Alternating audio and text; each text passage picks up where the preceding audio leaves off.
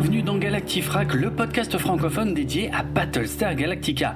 Bonjour à tous, je suis Draven et dans cet épisode Historica numéro 13, on va parler des œuvres des années 90 qui ont officiellement pu continuer l'histoire de la série originale tout en s'affranchissant enfin du statu quo que devaient obligatoirement respecter les œuvres précédentes. On verra comment un célèbre éditeur de comics a été très loin dans l'évolution de la franchise, puis on parlera de l'histoire complète d'un autre label de comics spécialement créé à la fin des années 90 uniquement dans le but de publier des œuvres consacrées à Battlestar Galactica. On terminera avec une série de romans publiés entre la fin des années 90 et le début des années 2000 qui ont également proposé leur propre vision de ce qu'aurait pu être la suite de la série des années 70. Décollage.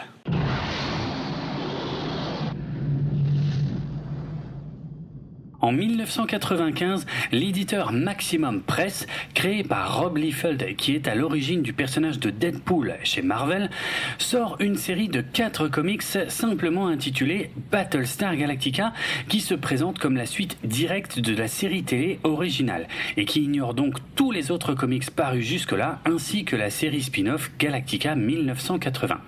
Ces comics bénéficient d'une campagne de promotion assez importante, puisqu'ils représentent la renaissance de la franchise après une quinzaine d'années sans la moindre nouveauté, si on accepte les 4 romans inédits sortis chez Berkeley Books à la fin des années 80.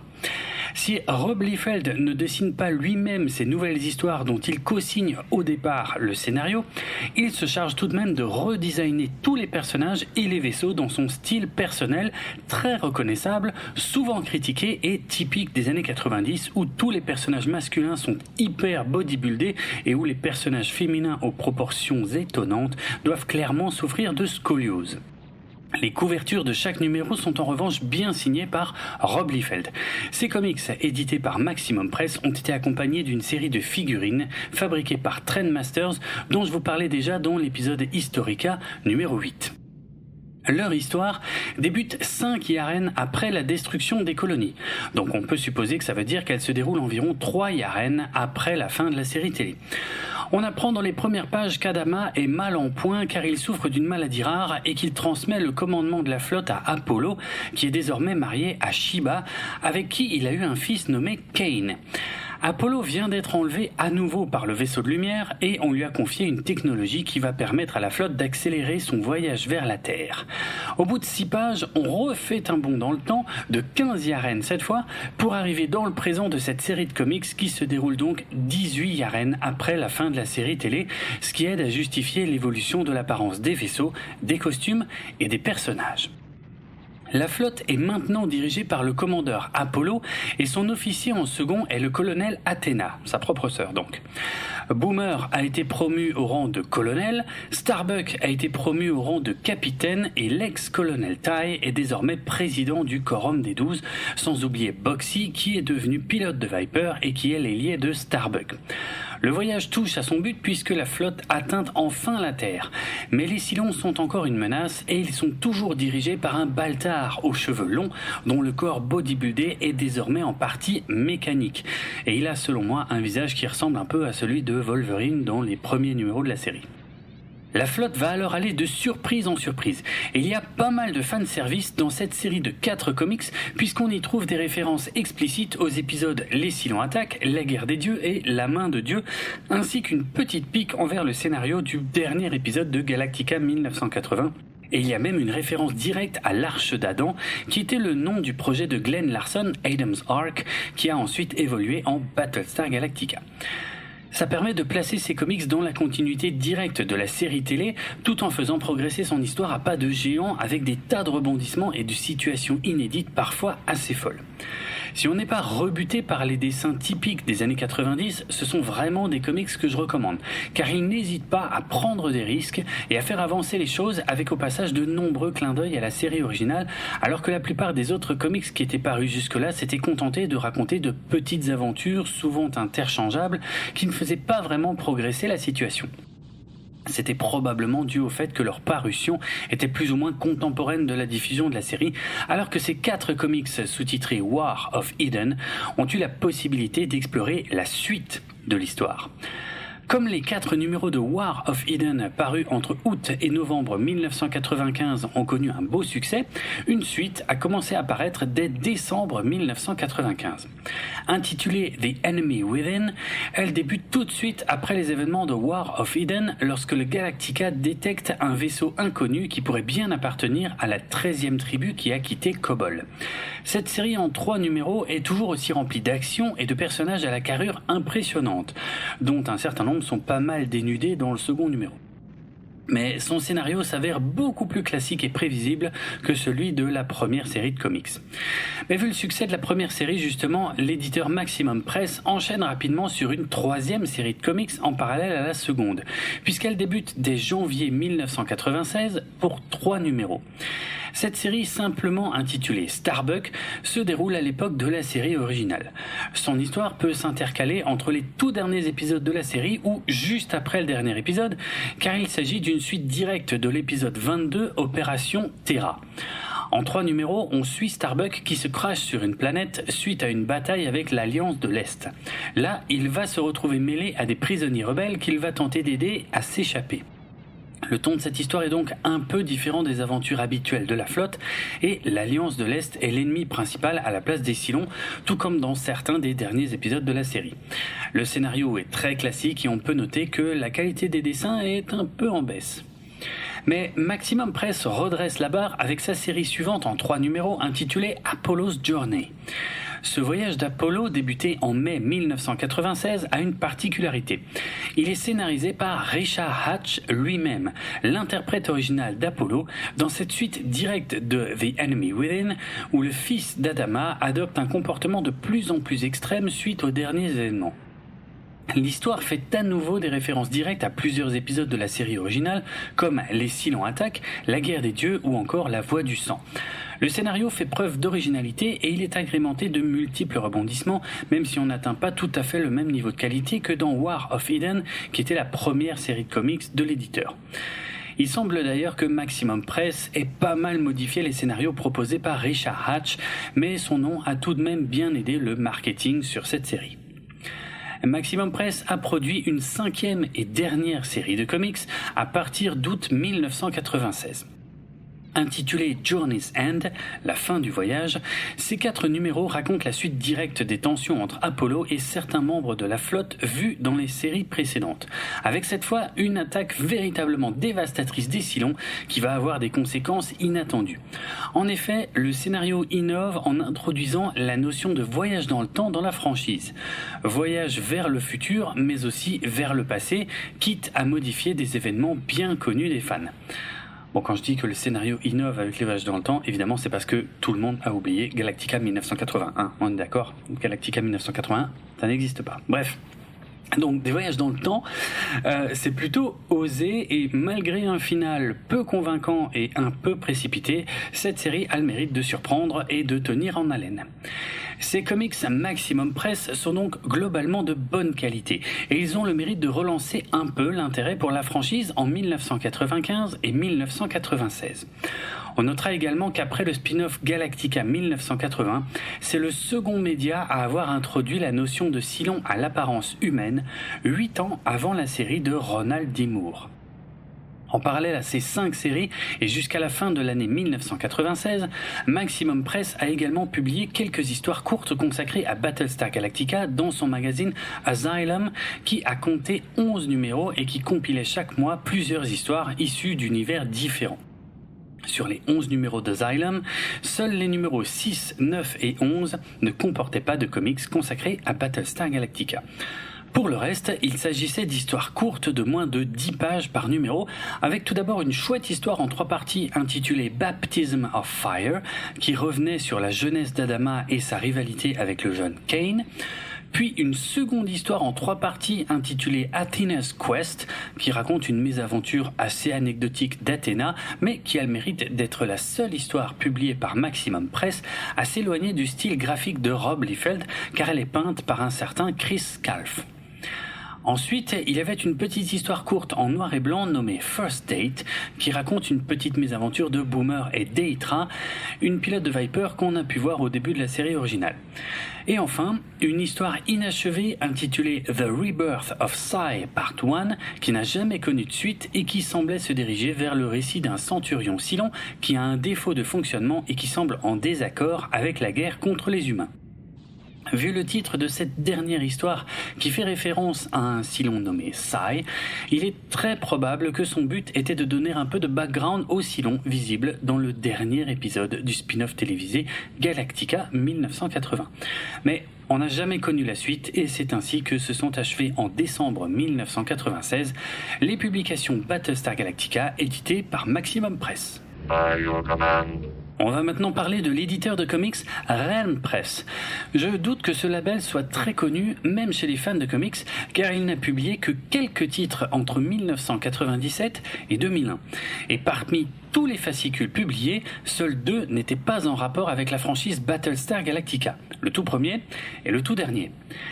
Il y a un instant, je vous ai parlé de Chris Scalf, qui avait réussi à convaincre Maximum Press de publier l'une de ses histoires, intitulée à l'origine Apollo's Quest, mais finalement changée en Athena's Quest, malgré un style graphique très différent de celui du label de Rob Liefeld. Mais Chris Scalf veut aller plus loin. Il rêve de publier une série de comics qui reprendrait la suite de la série originale dans son style de peinture ultra réaliste. Pour cela, il fonde le label indépendant Realm Press avec son ami Stephen Atwell et il soumet son idée à Universal qui détient les droits de la franchise. Mais Universal refuse son offre qui est beaucoup trop proche de ce que propose Maximum Press qui a encore les droits sur Battlestar Galactica à ce moment-là. Stephen Atwell a alors une autre idée. Contacter un acteur de Battlestar Galactica et lui proposer d'être la star d'un nouveau comic book original de science-fiction. Le nom de Richard Hatch, l'interprète original d'Apollo, est une évidence car il est à cette époque le contact privilégié des fans pour échanger à propos de la série. Chris Scalf écrit et peint une histoire qu'il intitule temporairement Darkness et il envoie sa proposition à Richard Hatch. Ce dernier est tellement emballé par le projet qu'il veut le coécrire avec Chris Scalf et les deux hommes travaillent ensemble pour sortir en juillet 1997 un fascicule nommé The Dracon Wars numéro 0 sur lequel on reconnaît bien le visage de Richard Hatch sur une peinture de Chris Scalf. Personnellement, je trouve que certaines des créatures qu'on peut voir sur cette couverture ont des faux airs de Cylon, mais c'est tout ce que j'en sais car c'est le seul comic book mentionné dans cet épisode que je n'ai pas réussi à me procurer pour le lire. Le seul autre visuel de ce fascicule que j'ai réussi à trouver mentionne la sortie du numéro 1 The Dracon Wars pour le mois d'octobre 1997, avec une nouvelle fois un dessin où on reconnaît bien le visage de Richard Hatch. Mais ce numéro 1 n'est jamais sorti car le numéro 0 s'est très peu vendu et le projet a été abandonné. C'est à ce moment-là que Chris Scalf reçoit un appel inattendu d'Universal. Maximum Press vient d'abandonner la licence Battlestar Galactica et Universal est prêt à confier les nouveaux comics de la franchise à Chris Scalf et à son tout nouveau label Realm Press. Son rêve devient réalité et c'est une opportunité énorme pour un label indépendant qui vient à peine de se lancer et dont l'équipe créative se limite à Chris Scalf et sa femme Tanya avec qui il est marié depuis 2 ans. Ils vivent tous les deux à cette époque dans un trailer park, c'est-à-dire une sorte de camping rempli de maisons mobiles, camping-cars et caravanes généralement habitées par des personnes ne pouvant pas se payer de véritables maisons. Ce que Chris ignore encore à ce moment-là, c'est que cette opportunité représente également une quantité de travail colossale que le label n'est peut-être pas prêt à assumer. Ça peut paraître surprenant qu'Universal confie ça à ce label inexpérimenté, mais il ne faut pas oublier qu'à la fin des années 90, la franchise Battlestar Galactica est globalement morte et inexistante aux yeux du grand public. Et le studio souhaite simplement engranger quelques petits dollars en exploitant sa vieille licence. Realm Press débute donc officiellement ses publications Battlestar Galactica en décembre 1997 avec une série de 5 comics intitulée Battlestar Galactica Season 2 dont l'action démarre immédiatement après le dernier épisode de la série télé originale intitulée La main de Dieu. Les comics Realm Press ne tiennent pas du tout compte de la continuité créée par Maximum Press.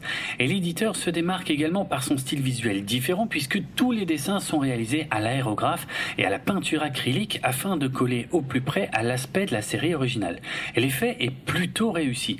En lisant ces comics principalement scénarisés et peints au départ par Chris Scalf, qui a depuis réalisé de nombreuses couvertures de comics Star Wars, on a véritablement l'impression de retrouver le feeling de la série télé, à l'exception notable des visages des personnages, sur lesquels ils n'avaient pas les droits et qui sont donc légèrement différents de ceux des acteurs.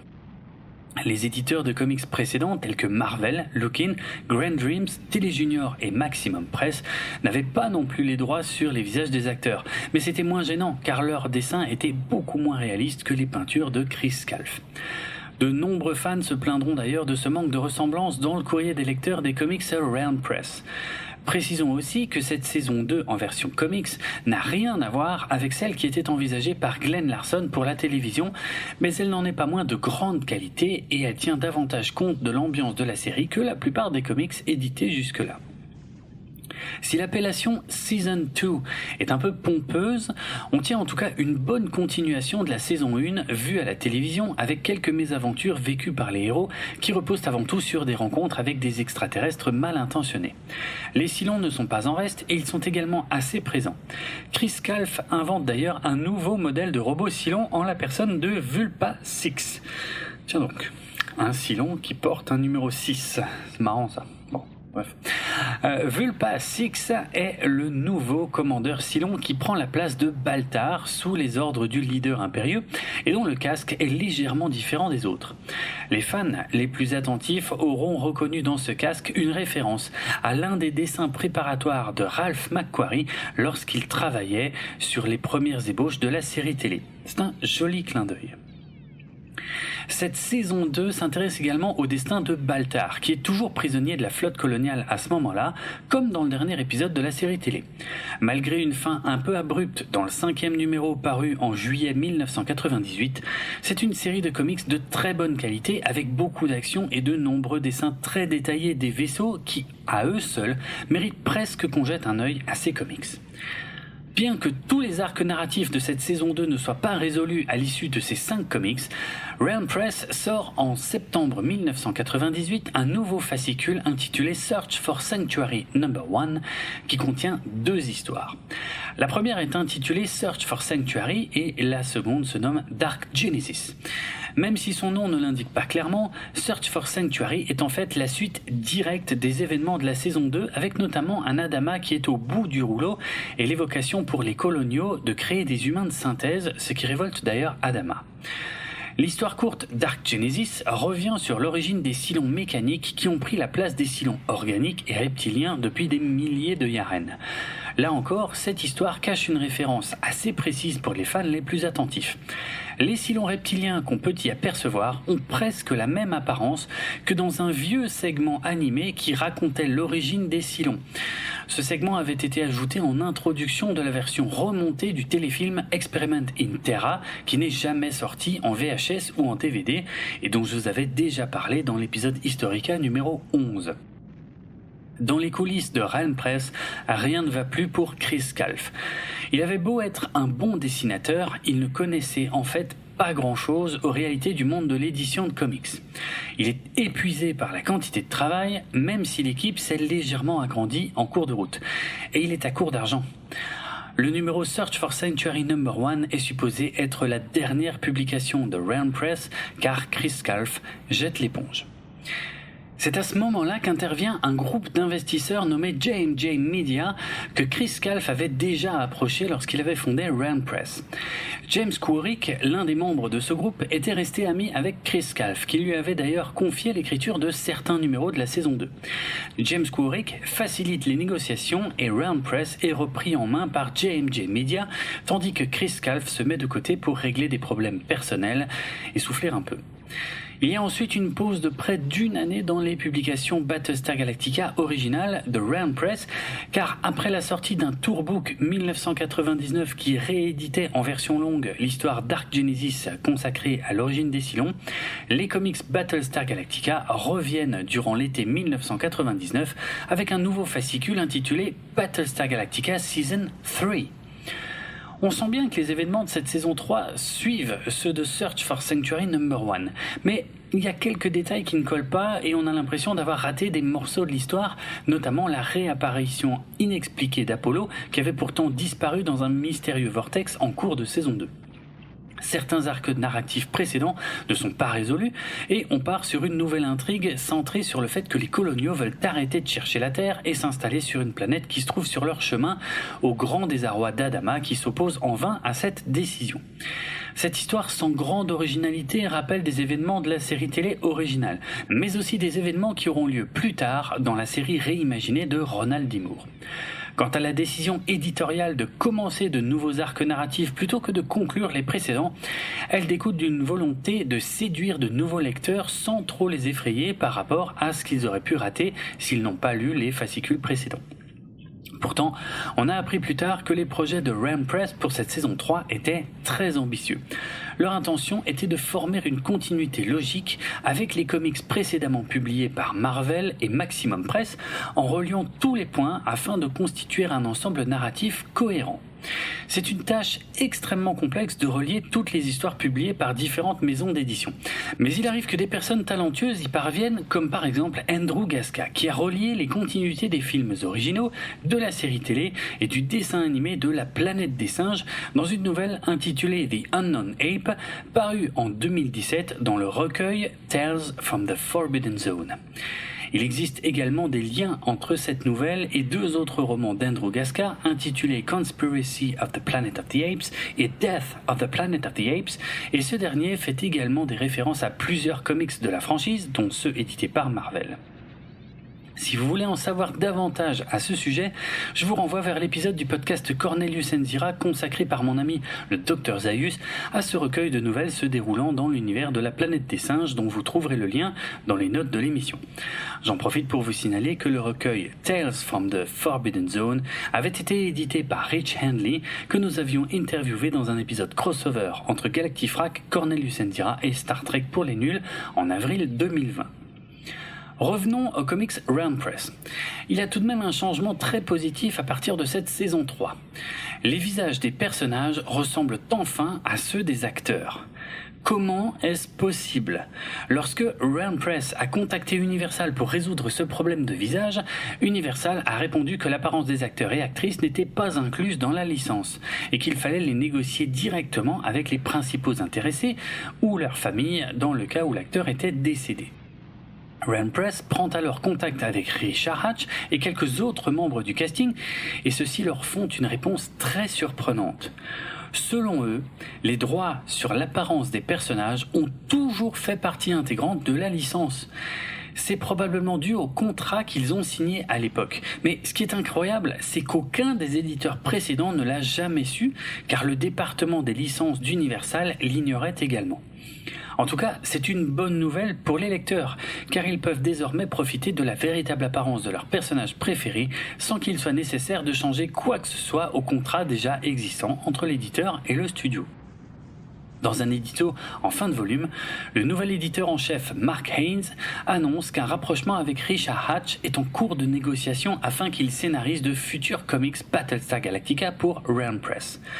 Malheureusement, on ne verra jamais cette collaboration. Et peut-être est-ce parce que Chris Calf est beaucoup moins impliqué dans les scénarios et les dessins, mais la qualité générale est plutôt à la baisse dans les deux premiers numéros de cette saison 3 très bavarde et dont les arcs narratifs se dispersent trop et rappellent parfois certains des passages les moins intéressants de la série télé. Était-il vraiment utile de raviver la rivalité entre Cassiope et Athéna alors que le seul à blâmer pour son comportement devrait être Starbuck ? Bof. Bon. Mais La qualité revient avec le 3e numéro de Battlestar Galactica Season 3, qui paraît en septembre 1999. Il y a beaucoup d'action, des combats spatiaux dantesques, et les arcs narratifs jusque-là séparés de la flotte coloniale des Cylons et de Baltar se rejoignent enfin. Il y a aussi surtout un rebondissement complètement fou en rapport avec l'origine des Cylons qui secoue tout l'univers de la franchise. Ça promet pour la suite, qui est d'ailleurs déjà annoncée jusqu'au numéro 8 de cette saison 3. Dans les notes de fin du fascicule, on peut en effet trouver les dates de publication des prochains numéros ainsi que les dessinateurs et scénaristes qui y seront affiliés et quelques visuels alléchants. En même temps que ce 3e numéro de la saison 3 qui semble reparti sur de bons rails, Realm Press publie un autre titre tiré de la franchise intitulé Galactica The New Millennium. Il s'agit cette fois d'un fascicule anthologique, c'est-à-dire constitué de 3 histoires distinctes sans rapport avec la série principale qui est publiée en parallèle. Dans The New Millennium, on revient d'ailleurs à un style de dessin beaucoup plus traditionnel pour des comics américains, car en lisant les notes de fin des fascicules des saisons 2 et 3, on peut voir que le choix des dessins, ou plutôt des peintures pour ces séries, a causé de nombreux retards de publication. Les 3 petites histoires de The New Millennium apportent un peu de fraîcheur par leur graphisme différent de la série principale, mais aussi par leur récit qui s'intéresse à des personnages secondaires comme Shiba, ou encore spécialement créés pour l'occasion comme la psy de Starbuck, ou le responsable des agro-vaisseaux. Un second numéro de Galactica The New Millennium est prévu pour le mois d'octobre 1999, mais il sort pas. Tout comme les numéros suivants de la saison 3 qui ne sortent pas non plus. En décembre 1999 sort tout de même un titre qui avait été annoncé. Il s'agit de Battlestar Galactica Eve of Destruction Prélude, qui est censé précéder l'arrivée d'une nouvelle série de comics intitulée Eve of Destruction qui paraîtront à partir de l'automne de l'année 2000. On peut lire 2 histoires très courtes dessinées par Matt Bush dans ce prélude. La première évoque le comte Iblis et son rôle dans la chute des Cylons reptiliens qui ont fini par être remplacés par les Cylons mécaniques. Et l'autre évoque Zach, le frère d'Apollo, qui semble promis à une grande destinée en lien avec les êtres de lumière, ou les anges du vaisseau de lumière. Le reste du fascicule est constitué de croquis du dessinateur Matt Bush, qui est aujourd'hui principalement connu pour ses travaux sur Star Wars, ainsi que d'une interview de l'illustrateur qui confie justement avoir eu envie de faire ce métier grâce à la saga Star Wars dont il est énormément fan. Toujours en décembre 1999, un autre fascicule paraît sous le titre Battlestar Galactica Special Edition Centurion Prime. Il contient lui aussi des dessins traditionnels, mais ce qui est étrange, c'est que le titre Centurion Prime semblait à l'origine destiné à un arc de la suite de la saison 3. En tout cas, c'est ce qui avait été annoncé via diverses publicités les mois précédents. Mais c'est donc finalement sous la forme d'un one-shot que paraît cette histoire qui met en scène un modèle très avancé de Cylon cyborg, fabriqué à partir d'un pilote colonial qui a été capturé. Dans les notes de ce numéro, on apprend que ce sont une fois de plus les difficultés liées à une publication mensuelle de comics réalisés à la peinture qui ont fait que cette histoire a finalement été publiée à part et avec des dessins plus classiques. L'année 2000 commence, les mois passent et on n'a toujours aucune nouvelle des numéros 4, 5, 6, 7 et 8 de la saison 3 qui avaient été annoncés, ni du numéro 2 de The New Millennium qui devait contenir plusieurs histoires courtes. En avril 2020 sort enfin Battlestar Galactica Search for Sanctuary Special Edition. Vous vous souvenez de Search for Sanctuary ? Le numéro 1 était sorti en septembre 1998, près d'un an et demi auparavant, et il prenait la suite des événements de la saison 2 inachevée. Entre-temps était sortie la saison 3 qui n'avait pas conclu les arcs scénaristiques de Search for Sanctuary, et c'est donc ce que propose enfin de faire ce Special Edition, une appellation pompeuse qui cache en fait tout simplement le numéro 2 de Search for Sanctuary. Ce numéro est l'occasion du grand retour de Chris Calf au dessin, enfin aux peintures, et au scénario. Et ça se voit. Seulement, le contenu est assez décevant, et on a l'impression qu'on a vidé les fonds de tiroir pour sortir ce numéro. L'histoire qui est racontée ici était probablement quelque chose qui était prêt depuis longtemps, mais qui n'avait jamais été publié. Elle ne conclut que l'arc de Starbuck, tout en laissant plusieurs autres arcs ouverts, et la bande dessinée n'occupe que moins de la moitié des pages du fascicule. Les autres pages sont constituées de très beaux dessins de Chris Calf qui étaient prévus pour les couvertures de futurs numéros de la saison 3 ou de rééditions de la saison 2 qui ne verront jamais le jour. À la fin de ce numéro, l'équipe de Realm Press présente ses excuses aux fans qui attendent la suite en évoquant des difficultés qui ne sont pas détaillées, et elle promet qu'une nouvelle série mensuelle dédiée à Battlestar Galactica débutera à la fin de l'année 2000, ainsi que la sortie d'un guide technique du vaisseau Galactica prévu pour l'été 2000 dont on peut découvrir quelques pages en avant-première. Aucune de ces promesses ne se concrétisera et aucun de ces ouvrages ne sortira jamais à la vente. L'un des autres ouvrages annoncés précédemment par Realm Press devait s'intituler Minor Difficulties.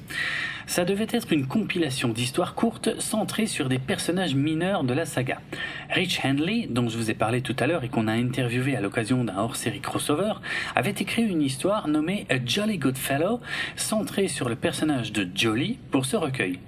Il nous avait raconté avoir rencontré James Quarrick, désormais directeur éditorial dans un salon, et lui avoir proposé d'écrire cette histoire centrée sur le pilote de Viper moustachu. À sa grande surprise, Quarrick avait accepté et l'histoire avait été écrite et approuvée juste avant que la publication ne soit annulée.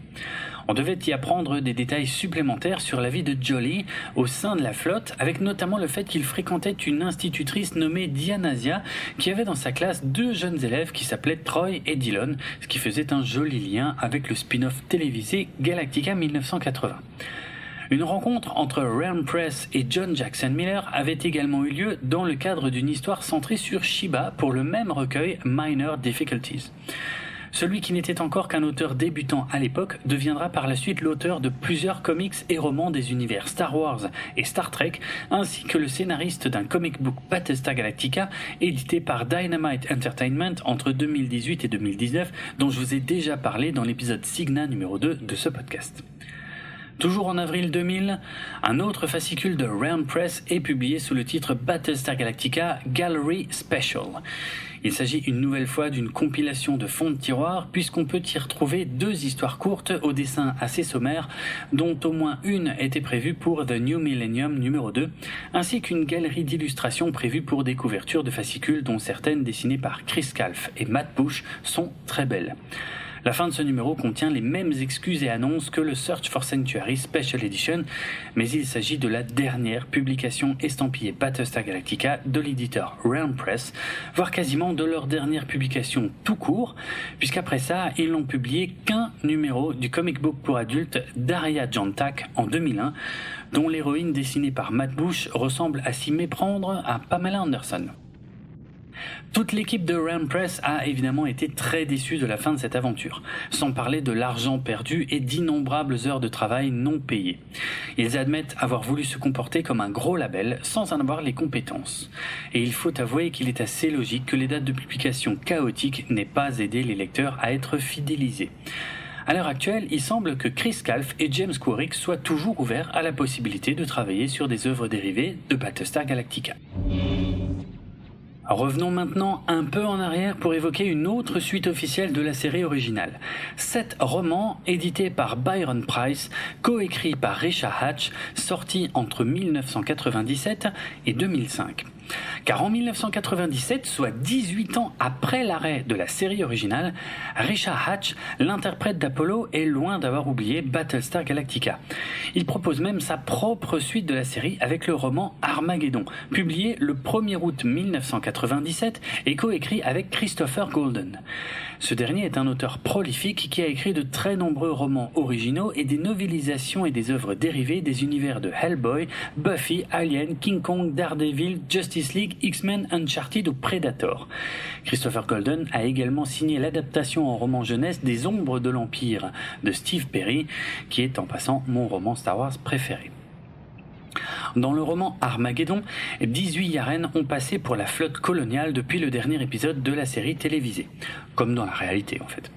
Ça fait 6 Yaren qu'on n'a plus vu de si long, mais Starbuck et Apollo en croisent à nouveau lors d'une mission de reconnaissance, et Starbuck est abattu.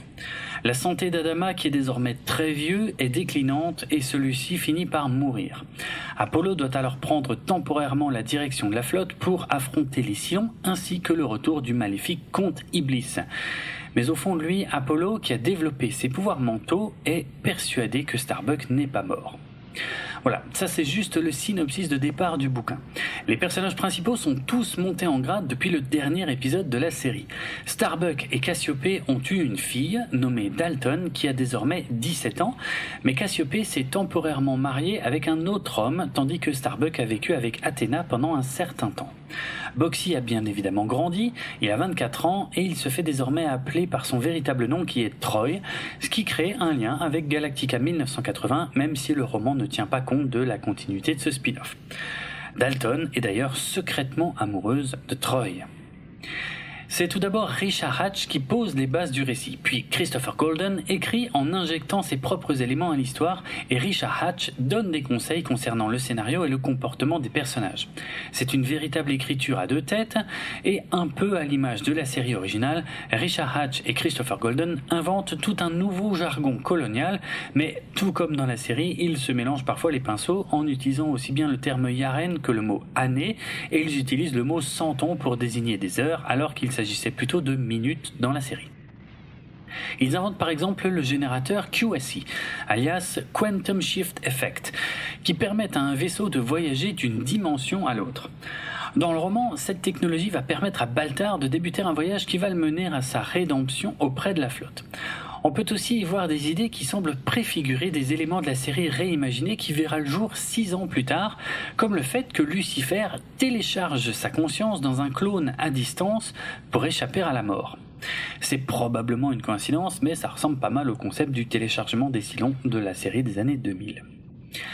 Dans Warhawk, le second roman de Richard Hatch et Christopher Golden sorti en septembre 1998, les coloniaux doivent à présent affronter un nouvel ennemi, une espèce extraterrestre nommée Chitane, tandis que Kane fait son grand retour et tente de prendre le contrôle de la flotte.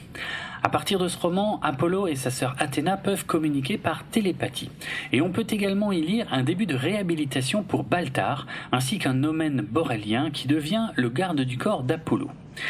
Les couvertures de ces deux premiers romans sont des dessins signés par Luis Royo, un illustrateur bien connu des fans de fantasy et de science-fiction qui a notamment travaillé pour la version américaine du magazine Métal Hurlant. Le troisième roman se nomme Resurrection. Il est sorti le 1er juillet 2001 et il a été coécrit par Richard Hatch et Stan Timmons. Stan Timmons est également l'auteur d'un roman X-Men, un roman au-delà du réel, et il est le co-auteur de la novélisation du second film animé Métal Hurlant qui s'appelait Heavy Metal 2000, puisqu'il est sorti en 2000, et qui était plus ou moins la suite du film original de 1981. Dans Resurrection, on revisite la nature des Cylons qui redeviennent partiellement organiques derrière leur armure métallique. Et on revient également sur la planète Kobol, dont l'histoire est légèrement modifiée par rapport à ce qui était dit dans la série. Mais le roman est aussi connu pour les changements d'orientation de certains personnages, notamment Athéna et Cassiopée qui étaient devenus amis dans les deux premiers romans et qui d'un coup se détestent à nouveau. Mais surtout des contradictions un peu plus graves, comme des personnages morts qui reviennent sans la moindre explication. Stan Timmons a expliqué avoir été contacté en dernière minute pour écrire ce troisième livre sans avoir le temps de lire les deux premiers. Il ne pouvait donc que se fier aux notes fournies par Richard Hatch. Même si 3 ans séparent le second et le troisième roman, ce dernier a dû être écrit en vitesse car l'éditeur Byron Preiss a fermé puis rouvert sous un nouveau nom. Du coup, de nouveaux contrats ont dû être signés et tout ça prend du temps. On a pressé Hatch et Timmons de rendre un premier jet de leur ouvrage afin qu'il soit approuvé par Universal, tout en leur promettant qu'ils auraient le temps ensuite de travailler sur des réécritures et corrections diverses. Seulement, pendant que les deux hommes ont travaillé sur une seconde puis une troisième version du roman, c'est la première version qui a été imprimée sans leur accord. La version imprimée contient d'ailleurs pas mal de fautes et de coquilles ainsi que des mots manquants. Dans divers posts sur son blog, Richard Hatch a exprimé sa déception face à l'attitude de l'éditeur. Mais il a tout de même affirmé être fier de cette histoire qui était à la base prévue pour sa tentative de suite de la série originale dont on reparlera plus amplement dans notre prochain épisode Historica. il y a un élément de l'histoire qui a beaucoup surpris les fans, même si j'ignore si celui-ci était prévu pour sa tentative de série. Car dans ce roman, Starbuck meurt, encore. Et Apollo voit revenir sa peur de perdre Shiba comme il a perdu Serena. Il se sépare donc de Shiba et se rapproche de Cassiopée, qui partage son chagrin lié à la perte de Starbuck.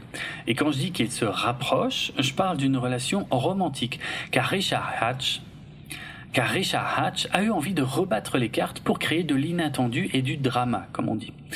La couverture de ce 3e roman a été dessinée par Matt Bush, un artiste qui a travaillé sur les comics Realm Press dont je vous parlais précédemment. Pour le 4e roman qui se nomme Rebellion et qui est sorti le 1er juillet 2002, Richard Hatch change une nouvelle fois de collègue d'écriture puisqu'il s'agit cette fois d'Alan Rogers, qui était un auteur de romans de science-fiction et de récits horrifiques. Dans Rebellion, Apollo et Athéna doivent reprendre le contrôle de la flotte après un coup d'État. Mais ils vont également devoir faire face à la menace des Cylons ainsi que des Chitains, les nouveaux ennemis aliens du second roman. Ce 4e roman présente une nouvelle fois de nombreuses coquilles, mais aussi de petites erreurs de temporalité par rapport à la fin du livre précédent. Sur son blog, Richard Hatch s'est une nouvelle fois justifié par des contraintes de temps et il a admis que ce roman pourrait ne pas plaire à tout le monde. Il a également promis beaucoup de révélations et de surprises pour le roman suivant. La couverture du 4e roman aurait une nouvelle fois dû être faite par Matt Bush sur une demande de Richard Hatch. Matt Bush a réalisé une illustration qui était de loin sa favorite jusque-là pour cet univers, et Richard Hatch l'aimait également beaucoup. Mais il n'a pas eu de nouvelles de l'éditeur, et quelques mois plus tard, il est tombé sur un exemplaire du roman dans une librairie, et il a découvert avec surprise qu'au lieu de son dessin original, c'est un dessin promotionnel réalisé par Frank Frazetta dans les années 70 pour la série originale qui avait été retenu. Le 5e roman de Richard Hatch se nomme Paradis. Oui, comme le mot paradis en français. Il n'y a pas de E à la fin, c'est donc pas Paradise, c'est Paradis. Et il a été coécrit avec Brad Linaweaver. Il est sorti le 1er juillet 2003. Brad Linaweaver était un auteur de science-fiction, mais aussi un producteur de petits films, un acteur et un éditeur de magazines. Cette suite contient effectivement pas mal de rebondissements, notamment autour de la rédemption de Baltar, qui explique enfin son comportement lors de la trahison des 12 colonies, mais aussi de la naissance de l'enfant de Cassiopée et Apollo, suite à leur relation entamée à la fin du 3e ouvrage. Elle souffre aussi de quelques erreurs de vocabulaire et de continuité qui sont devenues courantes dans cette saga littéraire. Quelques années après la sortie de Paradis, l'illustrateur Matt Bush a été surpris lors d'une convention par un fan qui voulait se faire dédicacer une réédition de ce 5e roman. Il a effectivement découvert à ce moment-là que l'éditeur avait utilisé une partie de son dessin réalisé à l'origine pour le 4e roman, avec les visages de Cassiopée et Athéna, pour cette réédition. Mais il était déçu car sa partie préférée du dessin était celle qui devait figurer sur la 4e de couverture et celle-ci a été masquée par des bandes noires. Le 6e roman, coécrit par Richard Hatch et Brad Linaweaver, se nomme Destiny et il est sorti le 9 juin 2004. Sa couverture a été dessinée par Bob Larkin avec une image d'Apollo et Baltar dans un style photoréaliste très réussi et qui résume bien le cœur de l'histoire qui se joue justement entre Apollo et Baltar. La flotte doit prendre des décisions difficiles et se retrouve séparée, tandis que les Cylons se déchirent au sein de leur propre guerre interne et qu'Apollo se remet avec Shiba, abandonnant donc Cassiopée et son bébé, ce qui me paraît surprenant, mais je n'ai pas lu ces livres, donc je m'abstiendrai de tout jugement définitif pour l'instant. Il est intéressant de noter que ce roman est sorti alors que les fans de Battlestar Galactica avaient pu découvrir quelques mois auparavant la mini-série en 2 parties qui réimaginait complètement l'univers de la série originale de la fin des années 70. Le 7e et dernier roman, toujours coécrit par Richard Hatch et Brad Linaweaver, se nomme Redemption. Et il est sorti le 10 octobre 2005, toujours avec une couverture dessinée par Bob Larkin qui est assez célèbre pour ses nombreuses couvertures de comics Marvel et pour ses couvertures des rééditions des romans Doc Savage. Redemption s'appuie une nouvelle fois beaucoup sur le personnage de Baltar, mais aussi sur l'enfant de Cassiopée, qui semble posséder des pouvoirs psychiques, mais dont on ignore encore s'il les utilisera pour faire le bien, car le comte Iblis est toujours là pour tenter de pervertir les esprits des coloniaux. Quand je dis que le 7e est le dernier roman, je veux dire le dernier roman publié de cette série. Car de ce que j'en sais, il se terminait sur un gros cliffhanger qui n'a jamais eu de suite. Universal a mis fin à ses publications car la franchise avait désormais pris une nouvelle forme avec la nouvelle série de David Icke et Ronald D. Moore pour la télévision. Richard Hatch a pourtant déclaré qu'il avait écrit un 8e roman qui était la seconde partie de l'histoire entamée dans le 7e ouvrage. Mais ce 8e livre n'a jamais été publié. Son co-auteur Brad Linaweaver a continué d'espérer que cette saga littéraire puisse un jour reprendre. Et il a travaillé avec Richard Hatch sur un autre projet original appelé The Great War of Magellan, qui devait être un récit multimédia avec des romans, des comics et un jeu sur CD-ROM. Malheureusement, rien de tout ça n'a vu le jour, à cause notamment du décès de Richard Hatch en 2017. Sur son site web, Hatch avait tout de même donné des pistes de ce qui pourrait arriver dans la suite des romans. La flotte aurait fini par trouver la Terre, pour finalement découvrir qu'elle avait rapidement été abandonnée par la 13e tribu. Certains coloniaux seraient restés sur cette Terre, tandis que la majorité de la flotte serait repartie sur les traces de la 13e tribu, afin de se trouver un nouveau refuge. Vous avez probablement noté qu'un nom est beaucoup revenu dans cet épisode, celui de Richard Hatch. Il a en effet été impliqué de près ou de loin dans tous les projets dont je viens de parler. Et s'il y a une personne qui a incarné la mémoire de Battlestar Galactica pendant plus de 20 ans et qui a fait le lien entre la série originale et la série réimaginée, c'est bien Richard Hatch. C'est pourquoi le prochain épisode Historica sera principalement, mais pas uniquement, consacré à la vie de Richard Hatch, afin d'évoquer une dernière fois des projets en rapport avec la série originale et de faire le lien avec la série réimaginée de Ronald D. Moore, qui sera enfin au programme des épisodes Historica suivants. Quant au roman mentionné à la fin de cet épisode, qui sait, peut-être que dans le futur, lorsque je manquerai de contenu, ce qui n'est pas près d'arriver, je les lirai et je vous en proposerai des résumés et des critiques plus détaillées dans des épisodes dédiés. On verra. Avant que j'oublie, je tiens à vous préciser qu'aucune des œuvres mentionnées dans l'épisode que vous venez d'écouter n'a bénéficié d'une adaptation en version française. Le podcast Galactifrac fait partie du label Podchose et il est disponible sur PodCloud ainsi que sur Apple Podcasts, Spotify et de nombreuses applications iOS et Android. Retrouvez les notes de l'émission sur galactifrac.lepodcast.fr et suivez-nous sur Twitter, Facebook et Instagram pour du contenu supplémentaire en lien avec cet épisode. Je vais notamment y poster toutes les couvertures des ouvrages dont j'ai parlé, comme je l'ai déjà fait par le passé. Alors ne ratez pas ça.